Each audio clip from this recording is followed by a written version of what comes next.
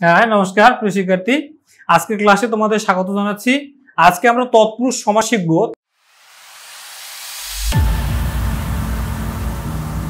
তৎপুরুষ সমাস কাকে বলা হয়? বিভক্তির লোপে যে সমাস হয় তখন তাকে বলবো আমরা তৎপুরুষ সমাস। তো তৎপুরুষ সমাস আমরা আগে চিনেছি যে পরপদের অর্থের প্রাধান্য পায়। পদ থাকবে দুটি, কিন্তু পরপদের যখন অর্থের প্রাধান্য পাবে তখন তাকে বলবো আমরা, এবং বিভক্তির যে লোপ পায় তখন তাকে বলবো আমরা তৎপুরুষ সমাস। যেহেতু বিভক্তির একটা বিষয় আছে, তাহলে আগে বিভক্তিটা আমরা জেনে নেই, তারপরে আমরা তৎপুরুষ সমাসের প্রকারভেদে যাচ্ছি। তো প্রিয় শিক্ষার্থী, আমরা বিভক্তি আগে শিখি। দেখো, প্রথমা অ বা শূন্য বিভক্তি, অর্থাৎ যেখানে কোনো বিভক্তি যুক্ত হয় না তখন তাকে বলি আমরা প্রথমা বা শূন্য বিভক্তি, যেখানে কোনো বিভক্তি যুক্ত হয় না। তারপরে দেখো, দ্বিতীয়া কে রে, তৃতীয়া দ্বারা, দিয়ে, কর্তৃক, চতুর্থী আবার কে রে, পঞ্চমী হইতে, থেকে, সে, ষষ্ঠী র এর, সপ্তমী এ উন্তস্ত তে। তো দেখো, যেহেতু প্রথমা বা শূন্য বিভক্তি যুক্তই হয় না, তখন আমরা তাকে আর তৎপুরুষ সমাসে নিতে পারবো না। তো দেখো, দ্বিতীয়া, তৃতীয়া, চতুর্থী, পঞ্চমী, ষষ্ঠী এবং সপ্তমী যে বিভক্তিগুলো লোপ পাবে সে তৎপুরুষ সমাস হবে। যদি আমার এ অন্তস্থ তে বিভক্তি লোপ পায় তখন আমরা বলবো সপ্তমী তৎপুরুষ সমাস। যদি পঞ্চমী বিভক্তি লোপ পায় তখন আমরা তাকে বলবো, বা এ অন্তস্থ তে বিভক্তি যদি লোপ পায় তখন তাকে বলবো আমরা পঞ্চমী তৎপুরুষ। আর দ্বারা দিয়া, কর্তৃক যদি লোপ পায় তখন তাকে বলবো আমরা তৃতীয়া তৎপুরুষ সমাস। তো প্রিয় শিক্ষার্থী, আমরা এই যে আমার প্রথমা বা শূন্য বিভক্তি যদি বাদ দেই তাহলে থাকে আমার বিভক্তি ছয়। ছয়ের সাথে আর 3 যোগ করলে অর্থাৎ তৎপুরুষ সমাস মোট হচ্ছে 9 প্রকার। দ্বিতীয়া, তৃতীয়া, চতুর্থী, পঞ্চমী, ষষ্ঠী, সপ্তমী এবং অলুক তৎপুরুষ, উপপদ তৎপুরুষ এবং নয় তৎপুরুষ। তো যেহেতু আমি আগে ক্লাসগুলো উপপদ তৎপুরুষ, তারপরে হচ্ছে অলুক তৎপুরুষ এবং নয় তৎপুরুষ ক্লাসগুলো দিয়েছি, আশা করি সেই ক্লাসগুলো তোমরা দেখেছো। আজকে আমি শুধু এই বিভক্তির লোপে যে সমাস হয় তৎপুরুষ, এই 6টি আমি নিয়ে আলোচনা করছি। তো দেখো, শুরুতেই দ্বিতীয়া বিভক্তি অর্থাৎ দ্বিতীয়া তৎপুরুষ। দ্বিতীয়া তৎপুরুষে আমার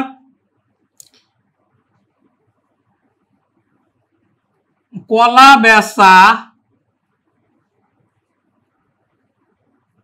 রথ দেখা, ঘাস কাটা,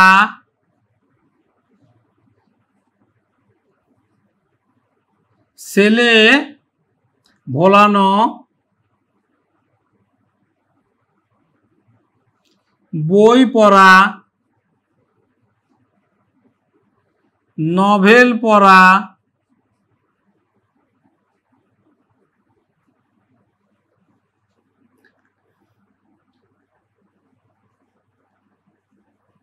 দুঃখ প্রাপ্ত,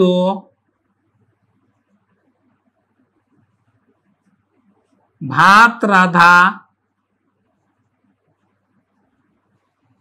বধূবরণ,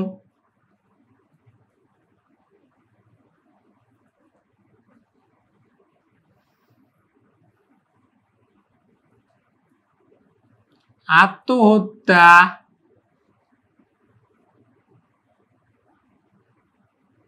বিপদাপন্ন,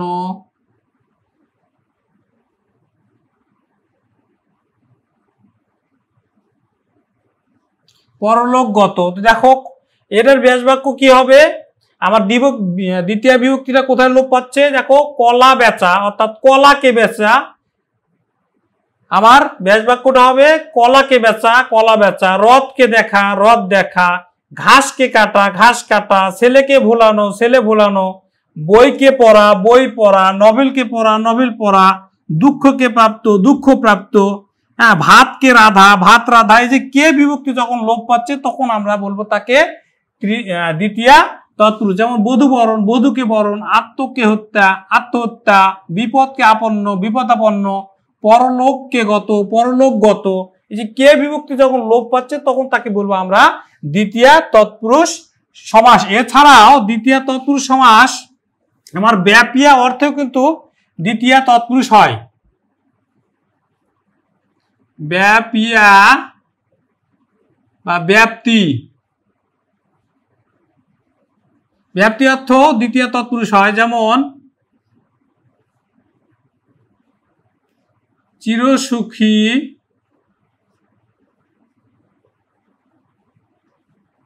চিরজীবী,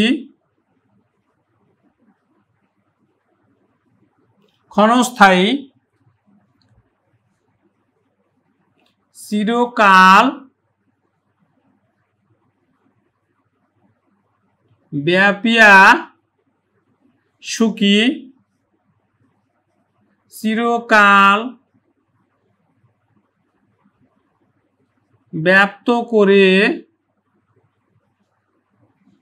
স্থায়ী, চিরকাল ব্যাপ্ত করে জীবী, চিরজীবী, ক্ষণকাল ব্যাপিয়া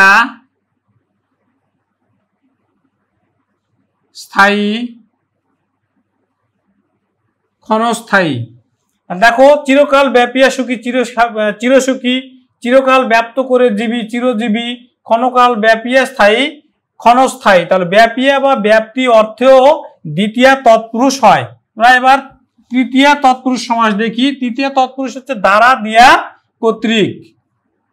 তৃতীয়া কি হবে? দ্বারা দিয়া কর্তৃক যদি লোপ পায় তখন তাকে বলবো আমরা তৃতীয়া তৎপুরুষ সমাস। যেমন মধুমাখা,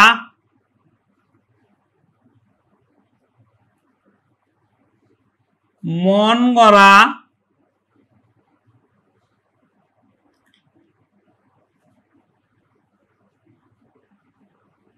আনন্দপূর্ণ,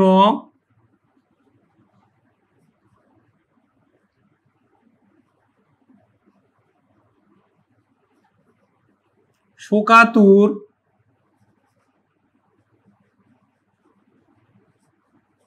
জ্ঞানকৃত,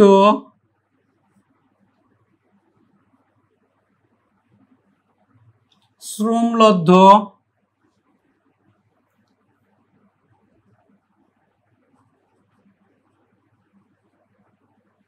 ছাইচাপা, হাতছানি, কাঁচি কাটা, দা কাটা,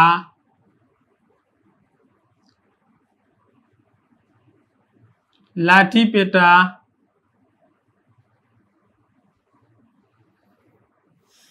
তাহলে দেখো যে মধু মাখা, মধু দ্বারা মাখা, মন গড়া, মন দিয়ে গড়া, আনন্দ দ্বারা পূর্ণ, আনন্দপূর্ণ, শোক দ্বারা আতুর, শোকাতুর, জ্ঞান দ্বারা কৃত, জ্ঞানকৃত, শ্রম দ্বারা লব্ধ, শ্রমলব্ধ, ছাই দিয়ে চাপা, ছাই চাপা, হাত দিয়ে ছানি, হাত ছানি, কাঁচি দিয়ে কাটা, কাঁচি কাটা, দা দিয়ে কাটা, দা কাটা, লাঠি দিয়ে পেটা, লাঠি পেটা, কালি দিয়ে মাখানো, কালি মাখানো। তো তৃতীয় তৎপুরুষের আরো কিছু উদাহরণ আমি দিচ্ছি তোমাদের। যেমন এখন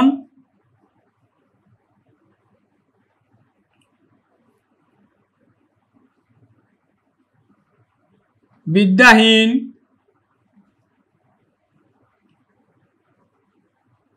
জ্ঞান শূন্য,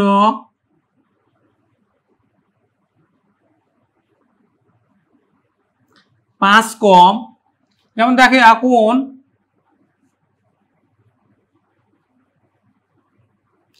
এক দ্বারা উন, এখন বিদ্যা দ্বারা হীন, বিদ্যাহীন।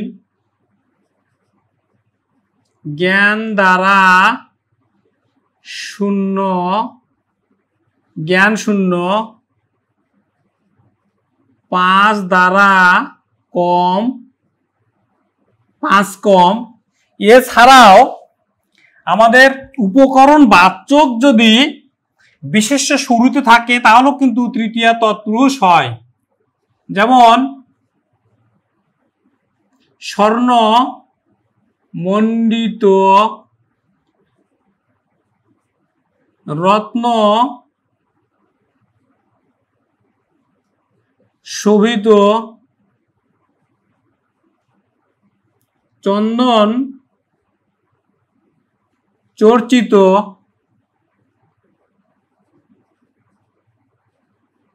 হীরক খচিত।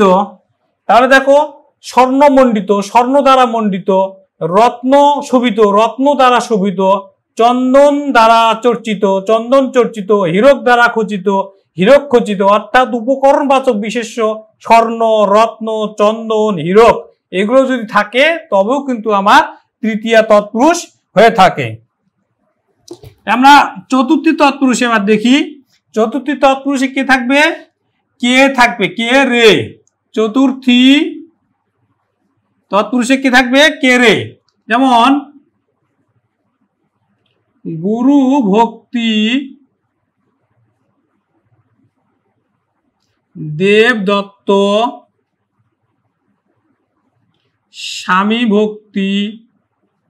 দেখো এখানে কে বিভক্তি লাগালে কিন্তু আমার চতুর্থী তৎপুরুষ হয়। কিন্তু আমরা দেখলাম ঘাস কাটা, বই পড়া, নভেল পড়া, সেখানেও কিন্তু কে বিভক্তি ছিল।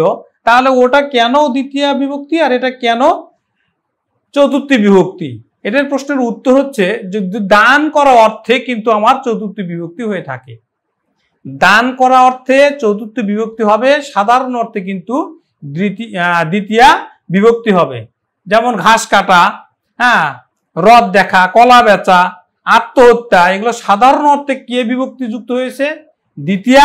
আর এখানে দেখো দান অর্থে গুরু ভক্তি, গুরুকে ভক্তি, দেব দত্ত, দেবকে দত্ত, স্বামী ভক্তি, স্বামীকে ভক্তি, এগুলো কিন্তু দান অর্থে ব্যবহৃত হয়েছে, এজন্য এগুলো কিন্তু চতুর্থী বিভক্তি। তোমরা ভালো করে মনে থাকবে, যদি দান অর্থ বোঝায় তখন কিন্তু সেটি চতুর্থী বিভক্তি হবে। দান অর্থে চতুর্থী বিভক্তি হবে। দান অর্থের যে কে বিভক্তি সেটি কিন্তু চতুর্থী বিভক্তি হবে।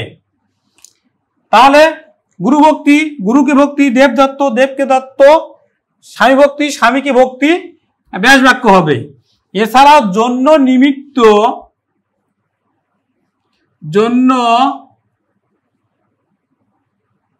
নিমিত্ত আর উদ্দেশ্য, জন্য নিমিত্ত উদ্দেশ্য থাকলেও কিন্তু আমার চতুর্থী তৎপুরুষ হয়ে থাকে। যেমন দেখো বালিকা বিদ্যালয়, বালিকা বিদ্যালয়,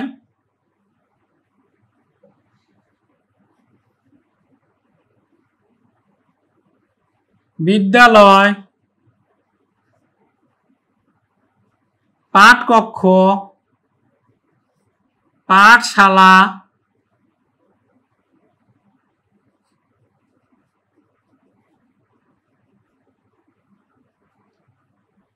অতিথিশালা,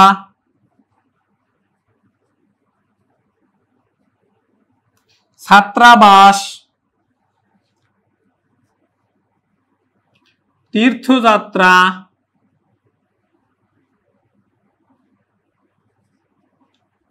হজ যাত্রা,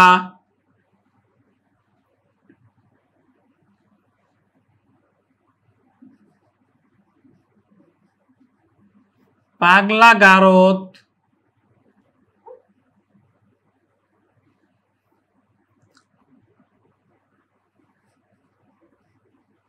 বিয়ে পাগলা,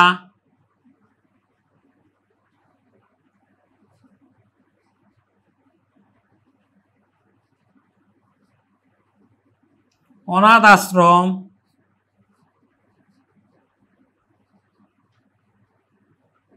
এতিমখানা,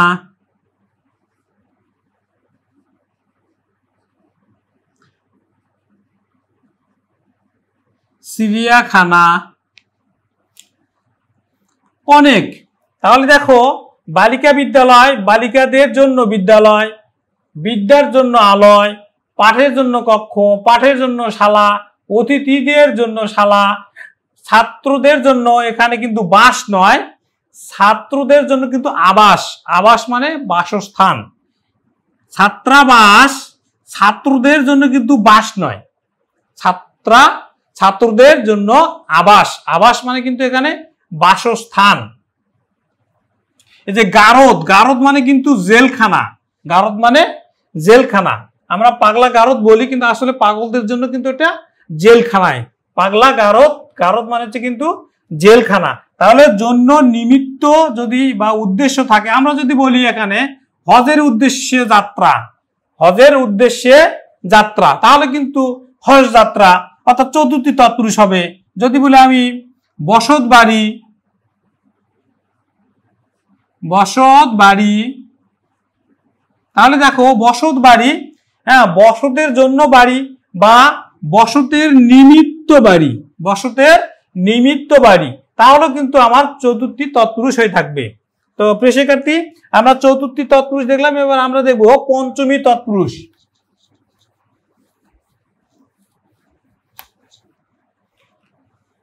পঞ্চমী কি থাকবে? হইতে থেকে চেয়ে থাকবে। পঞ্চমী তৎপুরুষে কি থাকবে? হইতে থেকে চেয়ে। আর এগুলো যখন লোপ পাবে তখন তাকে বলবো আমরা পঞ্চমী তৎপুরুষ সমাস। যেমন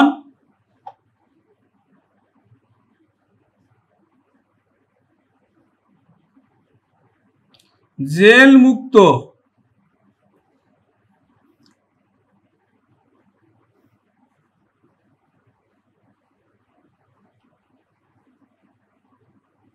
কারামুক্ত,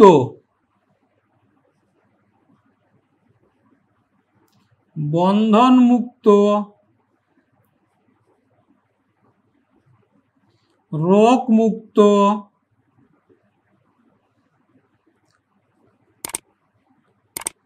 ঋণ মুক্ত,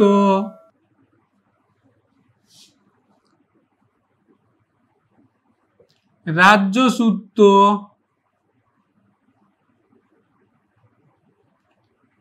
সমাজচ্যুত,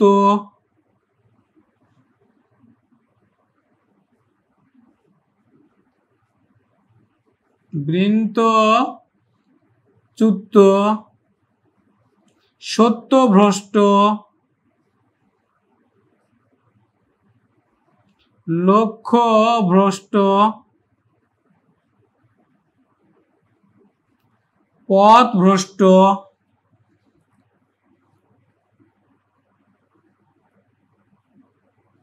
বিদেশাগত,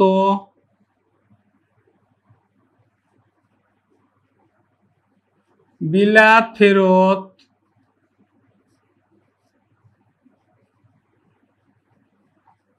জন্মান্ধ, জলাতঙ্ক। দেখো, জেল মুক্ত, জেল থেকে মুক্ত, কারা মুক্ত, কারা থেকে মুক্ত, বন্ধন মুক্ত, বন্ধন থেকে মুক্ত, হইতে থেকে চেয়ে যদি থাকে তাহলে সেটা কি হয়? তৎপুরুষ সমাস হয়। রোগ মুক্ত, রোগ থেকে মুক্ত, ঋণ মুক্ত, ঋণ থেকে মুক্ত, রাজ্য থেকে যুক্ত, সমাজ থেকে চ্যুত, বৃন্ত থেকে চ্যুত, সত্য থেকে ভ্রষ্ট, আর লক্ষ্য থেকে ভ্রষ্ট, পথ থেকে ভ্রষ্ট, বিদেশ থেকে আগত, বিলাত থেকে ফেরত, জন্ম থেকে অন্ধ, জল থেকে আতঙ্ক, জলাতঙ্ক বা জল হতে আতঙ্ক, জলাতঙ্ক। আমার পঞ্চমী তৎপুরুষ হইতে থেকে চেয়ে এই বিভক্তিগুলো যখন লোপ পাবে তখন তাকে বলবো আমরা পঞ্চমী তৎপুরুষ সমাস। তাহলে আমরা দেখি ষষ্ঠী তৎপুরুষ সমাস। ষষ্ঠী, ষষ্ঠী তৎপুরুষ সমাসে কি থাকবে? র বা এর, র বা এর বিভক্তি লোপে যে সমাস হয় তখন তাকে বলবো আমরা ষষ্ঠী তৎপুরুষ সমাস। যেমন ছাত্র সমাস,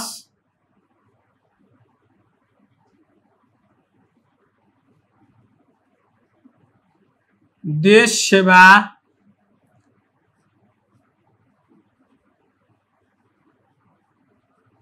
দেশ নেত্রী,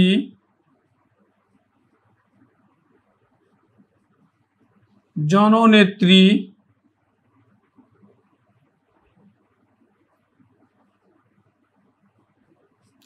পাট ক্ষেত,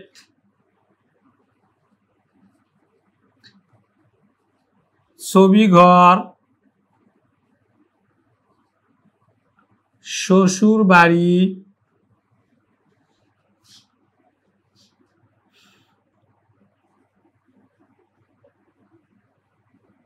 রাজপথ, রাজহাঁস, রাজপুত্র,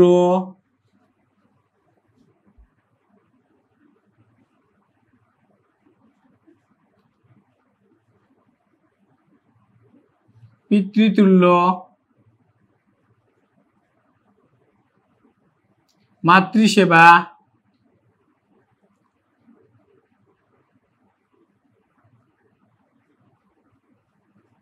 ভাতৃস্নেহ। দেখো ছাত্র সমাজ, ছাত্রের সমাজ, ছাত্র সমাজ, দেশ সেবা, দেশের সেবা, দেশ নেত্রী, দেশের নেত্রী, জননেত্রী, জনগণের নেত্রী, পাটের ক্ষেত, পাট ক্ষেত, ছবির ঘর, ছবি ঘর, শ্বশুরের বাড়ি, শ্বশুর বাড়ি। এখানে পিতৃ, মাতৃ এবং ভাতৃ যদি হয় থাকে তখন কিন্তু হয় পিতার থেকে পিতৃ, মাতার থেকে মাতৃ, আর ভ্রাতার থেকে কিন্তু ভাতৃ। যেমন পিতার তুল্য পিতৃতুল্য, মাতার সেবা মাতৃসেবা, ভ্রাতার স্নেহ ভাতৃস্নেহ। এখানে রাজা থাকলে রাজ হয়, যেমন দেখো পথের রাজা রাজপথ, হাঁসের রাজা রাজহাঁস, রাজার পুত্র রাজপুত্র। তাছাড়াও আমার দেখো পত্নী সহ,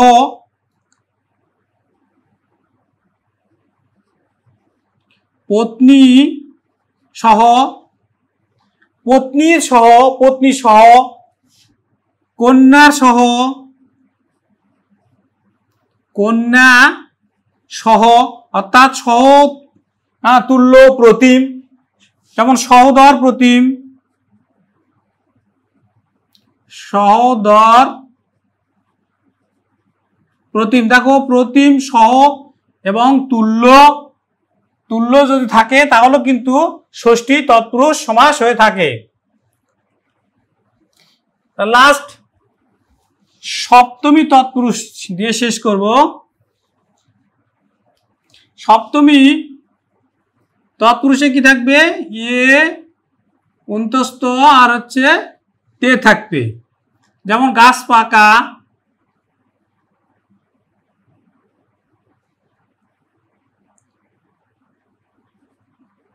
বাঘপটু,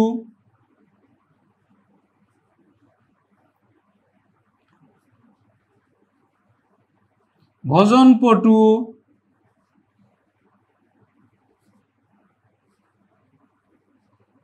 অকাল মৃত্যু,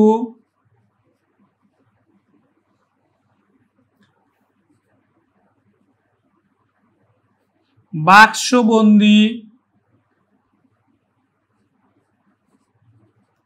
গৃহবাস,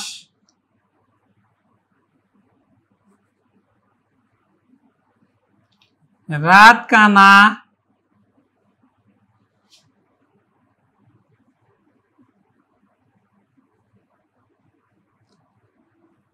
তালকানা, পুঁথিগত্র,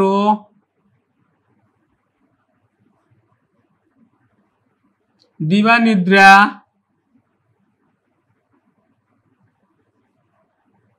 গোলা ভরা, বস্তা পচা,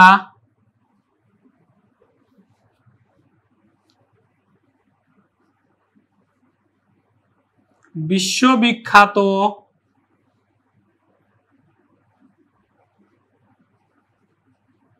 দানবীর,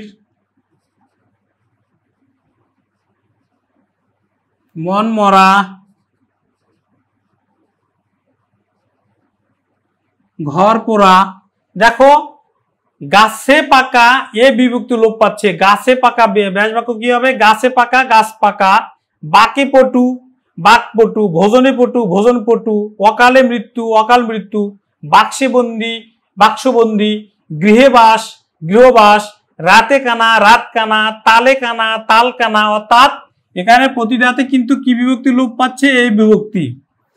পুঁথিতে গত পুঁথিগত, দিবাই এখানে অন্তস্থ পাচ্ছে, কিন্তু কি বিভক্তি? এখানে অন্তস্থ বিভক্তিটা লোপ পাচ্ছে। দিবাই নিদ্রা দিবাই নিদ্রা, গোলায় ভরা অন্তস্থ গোলায় ভরা গোলা ভরা, বস্তায় পচা বস্তা পচা, বিশ্বে বিখ্যাত বিশ্ববিখ্যাত, দানবীর দানবীর, মনে মরা মন মরা, ঘরে পোড়া ঘর পোড়া। তো প্রিয় শিক্ষার্থী এছাড়াও কিন্তু আমার সপ্তমী তৎপুরুষ যদি পূর্ব কথাটা যদি পরে থাকে তাহলে কিন্তু, যেমন দেখো অভূতপূর্ব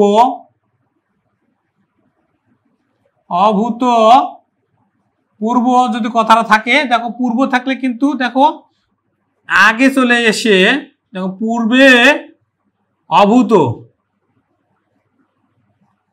অভূতপূর্ব, পূর্বে অভূত অভূতপূর্ব, অদৃষ্টপূর্ব অদৃষ্টপূর্ব, পূর্বে অদৃষ্ট।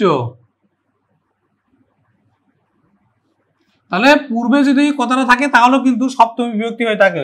যেমন দেখো পূর্বে অদৃষ্ট বা অভূত অভূতপূর্ব, পূর্বে এখানে এই বিভক্তিটা লোপ পাচ্ছে, কিন্তু আমরা ব্যাস বাক্য করব কিন্তু আগে নিয়ে আসি, পূর্ব কথাটা আগে নিয়ে এসে এই বিভক্তি লোপ পেয়ে কিন্তু আমার সপ্তমী বিভক্তি হচ্ছে। তো প্রিয় শিক্ষার্থী যদি তোমাদের কোনো জানার থাকে কমেন্টে আমাকে জানাবে, আমি উত্তর দেওয়ার চেষ্টা করব। সেই সঙ্গে পরবর্তী ক্লাসের আমন্ত্রণ জানিয়ে আজকের ক্লাস এখানে শেষ করছি।